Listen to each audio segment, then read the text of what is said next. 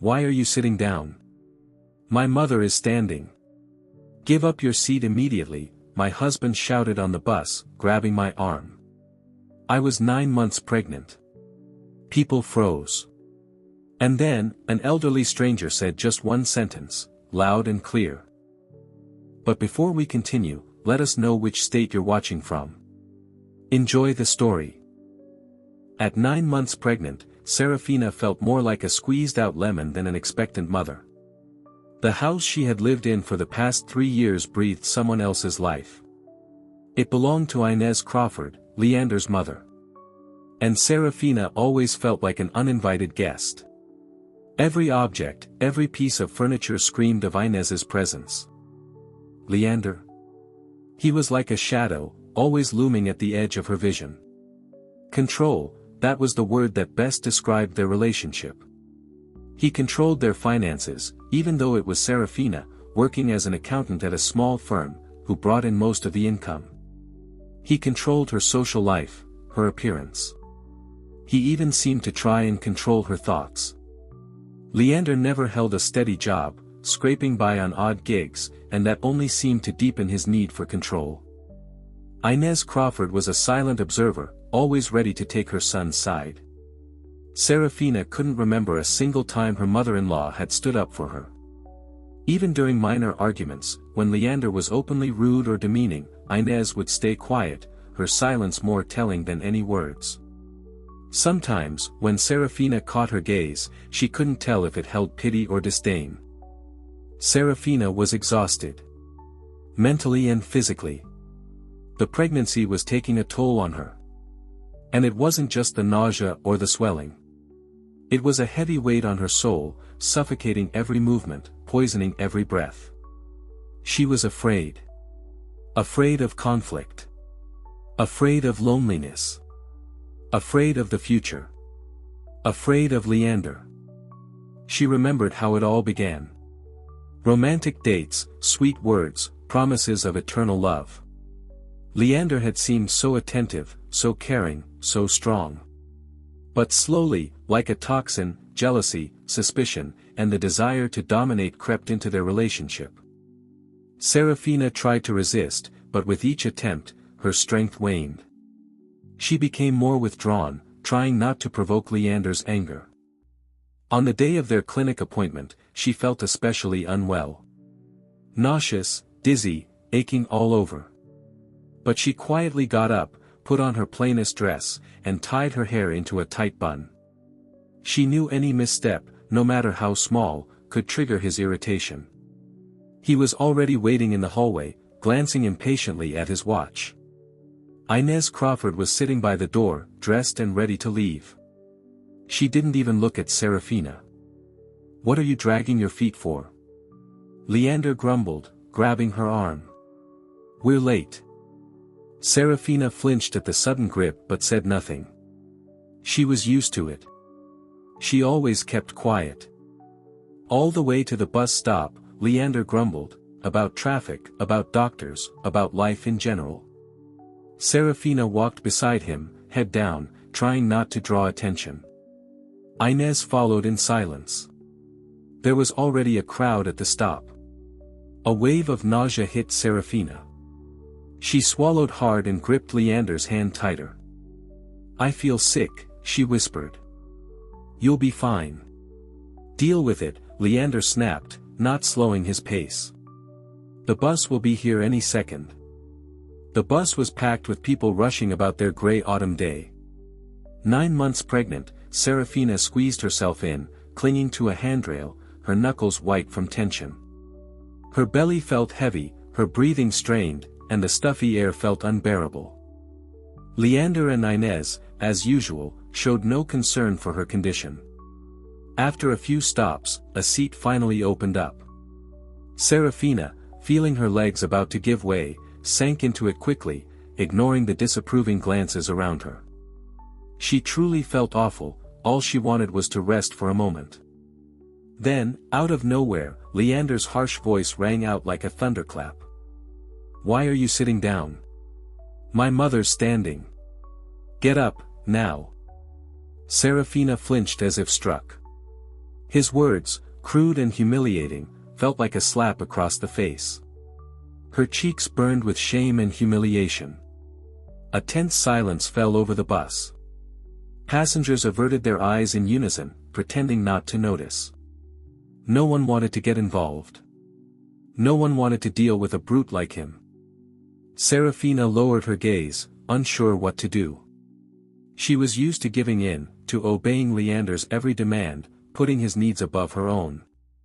It was easier that way, less chance of a scene. But now, in that crowded bus, under the stares of strangers, she felt overwhelmed by shame. Shame for her weakness. Her spinelessness. Inez Crawford stood beside Leander, casting a look of pure disdain at Serafina. Her expression was full of judgment. She had never thought Serafina was good enough for her son, too soft, too weak. And now, watching her hesitate, she only felt confirmed in her opinion. Serafina felt nausea rising again. She could barely breathe. A sharp cramp jabbed at her belly, and she instinctively clutched it. Leander, growing impatient, raised his voice again. "Didn't you hear me? I said get up." Just then, from the back of the bus, a calm but firm voice spoke. "Sir, don't shout at a pregnant woman. That's not decent." All eyes turned toward an elderly passenger a few rows back. She was a petite woman, with kind wrinkles around her eyes and silver hair tied neatly in a bun. Her gaze radiated quiet strength and wisdom. Leander, caught off guard, fell silent. He wasn't used to being challenged, especially by strangers. The old woman continued, unfazed. "Sweetheart, you are not an object. And you are not his property.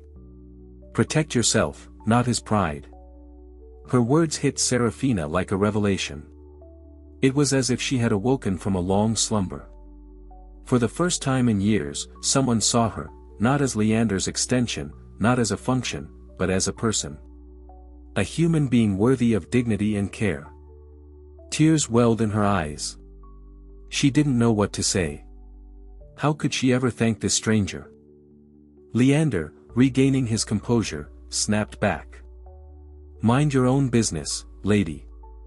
Who asked you?" But the elderly woman simply looked at him, a look so full of contempt and quiet sorrow that he instinctively fell silent again. Serafina felt all eyes on her. Curious, judging, pitying, but none of it mattered compared to the strange, unfamiliar feeling rising in her chest. It wasn't fear, or hopelessness, or the urge to disappear. It was resolve. She didn't speak. Didn't defend herself. Didn't explain that she was truly unwell, that this pregnancy had been hard, that she was exhausted. She knew it wouldn't matter. Leander would find a way to twist it against her, to shame her, to tear her down. She knew it as surely as she knew 2 times 2 was 4. Instead, Serafina looked at the elderly woman. In her eyes, she saw not pity, but support, understanding, even pride. That brief yet powerful glance became the final drop. In that moment, Serafina realized she couldn't anymore. She didn't want to. And she wouldn't. She would no longer allow Leander to dictate her life, her body, her feelings. She would no longer let him steal her from herself. Mechanically, like a puppet obeying someone else's will, Serafina rose from her seat. Leander, snapping out of his stupor, tried to stop her. "Where are you going?" he hissed, grabbing her arm. "I told you." But Serafina pulled her hand away. Not harshly, not with force, but with a quiet new dignity. "Nowhere," she said. Her voice sounded unfamiliar, firm, steady. "I'm getting off." And she did. The bus stopped at the next station. Without looking back, Serafina stepped onto the sidewalk. She could feel the passengers' eyes on her back, hear Leander's muttering behind her, but she didn't stop. She walked forward, not knowing where, with no idea what she would do next. But for the first time in a very long while, she felt free. Free from suffocating fear, constant humiliation, and Leander's crushing control. Free to choose her own path. Several hours passed in a blur. Serafina wandered through the streets, aimlessly drifting through parks and quiet corners. She didn't know where to go, what to do. She had almost no money. Leander controlled all her finances. Her documents, her belongings, everything was back at the house. She stood at a crossroads, pregnant, penniless, without support, but with a firm resolve to change her life. Who could she call? Who would help her? She had no parents, no close relatives. Only one person came to mind, her friend. Serafina and Odelia had been best friends since childhood. They went to school together, dreamed about the future, shared their first heartbreaks. But life had taken them in different directions. Serafina had married Leander. Odelia had moved to another state to study. They saw each other rarely, but their bond never fully faded. Odelia had always been strong and independent, always knew what she wanted. Perhaps that's why Serafina had distanced herself in recent years. She felt ashamed to admit the miserable, hollow life she was leading. But now, she had no choice. Serafina dialed Odelia's number. The dial tone seemed to drag on forever. She began to think Odelia wouldn't answer, and then heard her voice. "Hello. Odelia, it's me. Serafina." There was so much despair in her voice that Odelia understood instantly, something was wrong. "Serafina? What's going on? You sound shaken." Serafina said nothing at first. How do you even begin to explain that your life, which looked so perfect on the outside, a successful accountant, wife of a supposedly respectable man, was in fact a prison? "Odelia. I need your help," she finally whispered. "I left Leander." Silence on the other end. Serafina held her breath, waiting. "You left him?" Odelia repeated. There was surprise in her voice, but not judgment, more like relief. "Are you serious?" "Yes," Serafina replied softly. "I just couldn't anymore." "Where are you now?" Odelia asked. "I don't know," Serafina admitted. "Just wandering the city. I don't have money, or clothes, anything." "Don't be silly," Odelia said firmly. "Come to me. Right now. I still live at the same place, remember? I'll meet you." Tears spilled down Serafina's cheeks, tears of relief, of gratitude, of hope. "Thank you, Odelia," she whispered. "Thank you so much." "Don't mention it, silly girl," Odelia replied with a smile in her voice. "Just get here. I've already got the kettle on." Serafina wiped her tears and checked the time. It would take about an hour by bus to reach Odelia's. Her stomach growled, she hadn't eaten since morning, and it was already evening. But she didn't feel hunger. Only hope. When she finally arrived at Odelia's apartment, Serafina knocked timidly on the door. It swung open, and there stood Odelia. She looked a bit older, but just as full of energy and life. The moment she saw Serafina, her eyes widened and she rushed to hug her. "Serafina," she exclaimed. "Finally. I'm so happy to see you." She pulled Serafina inside. The apartment was small, but warm and cozy. Photos hung on the walls, books and souvenirs filled the shelves. Serafina instantly felt safe there. "Okay, now tell me everything," Odelia said, guiding her to the table. "I've got tea ready. We'll eat something too." And Serafina told her everything. About marrying Leander for love. How he slowly became a tyrant. How he controlled every part of her life. How he belittled and degraded her. How she feared him, how cornered and hopeless she had felt. How desperately she had longed for freedom. Odelia listened quietly, occasionally refilling Serafina's tea, sliding a sandwich onto her plate. When the story was done, Odelia sighed and hugged her. My poor girl, she said gently. You've been through so much. But it's okay now. I'll help you. And she did. Odelia kept her promise. She gave Serafina shelter, fed her, clothed her, helped her with documents. She listened to her fears, her pain, her doubts, and gave her strength in return. Serafina lived at Odelia's like inside a cocoon, one woven from peace and care. After that escape from the bus, after the trembling phone call filled with fear and hope, she finally felt safe. The tiny, cozy apartment became her refuge, a place where she could just be. Without fear. Without judgment. Odelia surrounded Serafina with warmth and understanding. She didn't ask unnecessary questions. She didn't demand explanations. She simply poured tea in silence, tucked a pillow behind Serafina's back, stroked her hand gently. She understood that what Serafina needed most right now wasn't pity, it was silence and support. The first thing Serafina did was begin gathering her documents. Moving slowly under the weight of her large belly, she still found the strength to go from office to office, collecting forms, making copies. Every visit to a government agency, every conversation with a clerk, drained her, but she knew she had to do it. For herself. And for her future child. Odelia helped her find a good lawyer. A young woman, after listening attentively to Serafina's story, nodded and said, "You have a strong case. Psychological abuse is hard to prove, but it's not impossible. The key is collecting evidence, witness testimonies, recorded conversations, medical records. Anything that supports your story." Serafina threw herself into the work. She spent hours at the computer, sorting through old photos, recalling past conversations, writing down anything that might help in court. The work distracted her from the heaviness in her heart. It gave her a sense of control. She was an accountant by profession, she was used to structure and precision. And now, in the most chaotic period of her life, she clung to that same order. The pregnancy was difficult. Serafina often felt weak, plagued by headaches, but she tried to ignore it.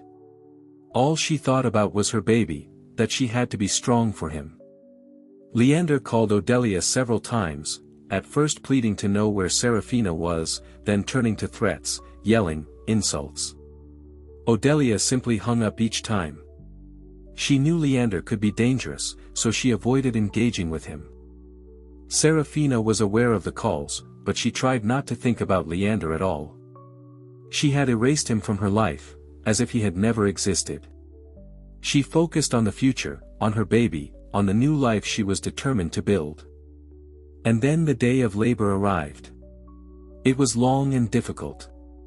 But when they finally placed the tiny, warm bundle on her chest, she forgot everything. Tears of joy welled in her eyes. She was a mother. With the birth of her child, Serafina felt a tremendous surge of strength. She knew then, she could do anything. All the fears and doubts were behind her. Now, she had someone to live for. Someone to fight for. She named her son Orion. Little Orion became her light, her hope, her love. She could watch him for hours, admiring his tiny hands and feet, listening to his gentle breathing. A few months after giving birth, Serafina filed for divorce. When Leander found out, he demanded to meet with her. He begged her to come back, swore he would change. Told her he loved her, that he couldn't live without her. Serafina looked at him calmly, with indifference. She no longer saw the man she had once loved. Standing before her was a stranger, pitiful and weak. "I'm not coming back, Leander," Serafina said firmly. "I don't love you anymore. I don't ever want to see you again." Leander tried to persuade her. He threatened, he yelled. But Serafina remained unmoved. She knew she was making the right choice. The divorce proceeded surprisingly smoothly. Leander didn't contest the court's decision, didn't fight for assets. He just signed the papers and left. Serafina breathed a deep sigh of relief. She was free.